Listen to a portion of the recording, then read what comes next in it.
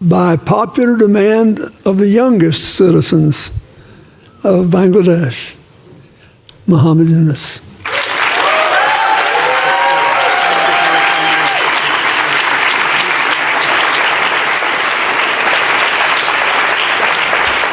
Thank you, Bill. It's a strange thing that I get a letter from United States coming from a governor of Arkansas. So you have to figure out where is Arkansas. He wants to meet me immediately. So I don't know how immediately that was. I said, next time I'm coming to United States for this visit, this program. So when I come, I'll definitely come and see you. He said, it's very urgent.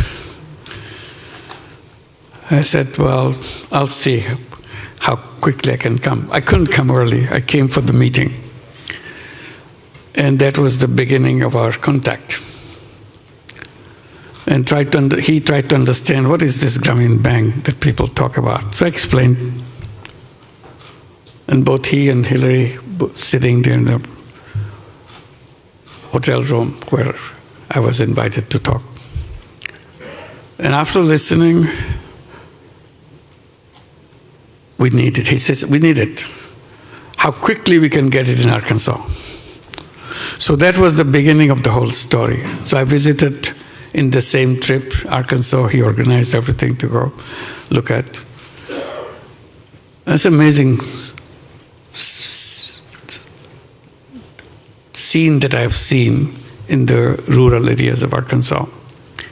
People sitting around, shops closed down because the economy was in a total disaster. So the people who were accompanying me to show me around, can they do something? I said, of course, they are the one who will do something. They couldn't believe that these people can do something. So that was the beginning. Bill said, yes, we're going to do that. I explained how this works. And the Grameen program was set up. Hillary was put in charge. He was the governor and want to get it done. And this is the beginning of it. But I didn't realize what he is doing is so important to him. I found out when he was running for president. He was a governor. Now he wants to be president. He said, you must be present when I announce my presidentship, declare as a candidate. I didn't understand why he wants me to be president. I declared it. He said, one of the points he made in the speech, if I'm elected president, I will have Grameen program in every inner city of the United States. You thought people would be happy? Next day he got a coverage saying that he's a crazy guy. He brings someone from Bangladesh to tell the Americans what to do. How crazy can you get? He didn't give up. He explained again and again why it's important. He never stopped saying how important it is to help people transform themselves with a touch of few dollars. And that was the beginning that continued when he became president. He wanted to do it, and that's the signing of the bill he mentions. And then Hillary came to Bangladesh along with Chelsea. I saw Chelsea here. Both of them came to Bangladesh, spent 4 days with us, wearing Grameen check, which is a rural handloom weaver, make the very simple clothing like this. And all 4 days they were wearing clothes which is made by the weavers in the villages and designed by a local young person. And everybody said, what's she wearing this? How did you do that? Who designed it? So I was not prepared to answer all those questions. I don't know why they asked. But they were so curious that the First Lady of the United States wearing this dress made from very simple fabric done by the rural weavers. So tremendous respect that it showed to people who just do things with their own fingers, with their own hands, and for tradition of many years. And then Bill Clinton comes after this visit, and first thing he said, I couldn't take it anymore in our breakfast table. All they talk about is Bangladesh, Bangladesh, Bangladesh. So I don't know what they're talking about. So I said, now I go there, and I'll be talking Bangladesh, Bangladesh, so that it will be even. So that's the kind of intensity he felt about the people who need the support and so on. And that didn't disappear in Arkansas. When he became president, it slowed down, but it appeared in Chicago. Became a program in Chicago. And now it came in a big way, Grameen America. Grameen America started right here in New York City, in Jackson Heights. It's a tiny little program. And then it started spreading. Now Grameen America has 35 branches all over the United States. Every major city has a Grameen Bank branch. And today, nearly 200,000 borrowers, all 100% women in all these inner cities, which is his dream, and take $1.5 billion a year. We reached at the level, now we lend out $1.5 billion a year with perfect repayment record. No collateral, nothing.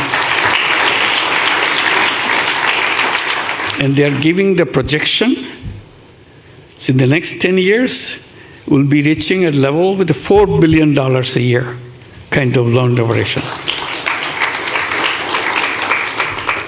It's an amazing story, what he began. And the time he began, we became a bank, formal bank, got a license in 1983. It was a tiny little thing at that time. Bill invited me in 1986. Can you imagine? So his radar is catching signals where it's this tiny little thing. You still don't know what it will be like. But he wanted it to be in Arkansas. So that relationship between me and Bill and the family goes a long way, inspiring me to do things. And it continued that way. I was a regular participant of CGI ever since it began. But then got disconnected.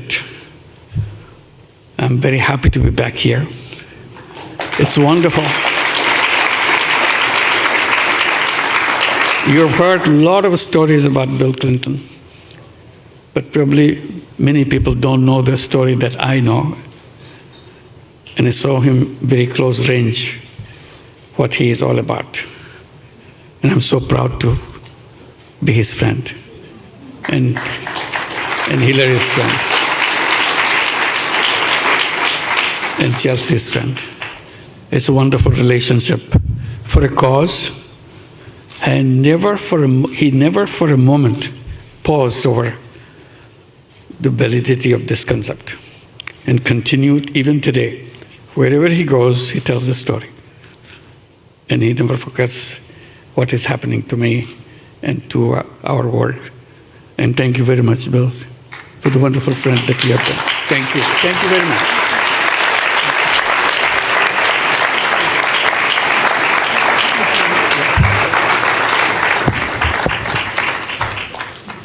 Well, you're the only old guy I know who was ever drafted for his eminent position by the young people of his country. And that's because he has succeeded in doing what we all must do. We all have to stay in the future business. Yeah, absolutely. And he is a walking testament to its riches. I'm very, very proud of you, very grateful for you. And I think all of us should wish Bangladesh well and do what we can to support them. Somebody has to fund the first loans, then the rest get repaid. Thank you. Thank you, and God bless you. Thank you. Let me just add a little bit on the Bangladesh situation now. It's quickly, because these are the young people that I've always been talking about, that the young people are the ones who should be leading the way, because all are kind of getting old-fashioned. So how to make things in the eyes of the young people and create the new life, create the new world for themselves. While I'm speaking on that theme, I didn't realize what will happen in Bangladesh. Suddenly all the young people of Bangladesh got together and said, enough is enough. We are not going to tolerate it anymore. And they didn't. They sacrificed themselves in front of the bullets fired by Bangladeshi government and sacrificed their lives. I just saw some video going on. So they just stood there, said, how many of us you can kill? We are here, kill us. But we are going to change the world, change Bangladesh. And that is the promise they made, that they want to create a new Bangladesh, Bangladesh next version, with the youth version. So this is the commitment they made and invited me after the previous government left the country.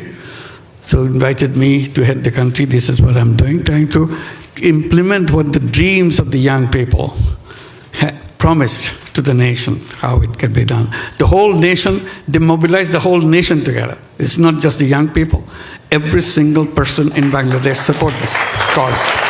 And I'm very happy at the support in the people of the United States to make that happen. And the sky's the limit. They want to make this Bangladesh called New Bangladesh. They said we put the reset button, old is gone, so now you build a new Bangladesh on top of it. The images of our dreams, and this is a Bangladesh of the dreams they will make. Some of the leaders of the student movement are here, I guess. Yeah, will you see it? Please stand up. Please stand up.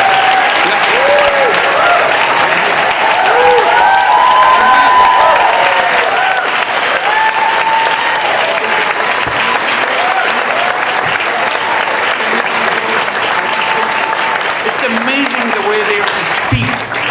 The language I never heard. That they speak about the world they want to build, the country they want to build for themselves, and they are ready behind it to make that happen. So please help them, support them, so that their dream comes true. And this is the responsibility we take together, and you'll be here with us in that dream, making that dream come true.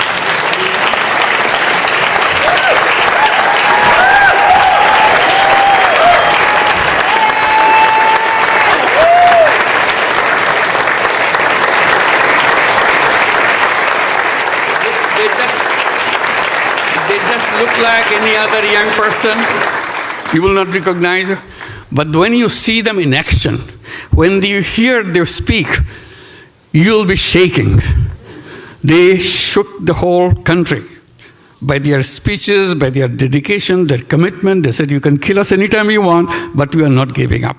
And he is known as to be the brain behind the whole revolution. So he denies it repeatedly. He said, not me, many others. But that's how he's recognized, that he's the brain behind the whole thing. It's amazing, meticulously designed thing.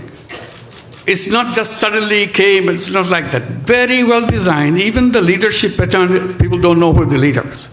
So you can't catch one and say, okay, it's over. It's not over. So it's completely diverse. When they speak, the language is something it inspires any young person anywhere, any person anywhere in the world. These are the guys. Let's give them a big applause. So this is the Bangladesh. They are the one creating the new version of Bangladesh. Let's wish them a success. Thank you very much.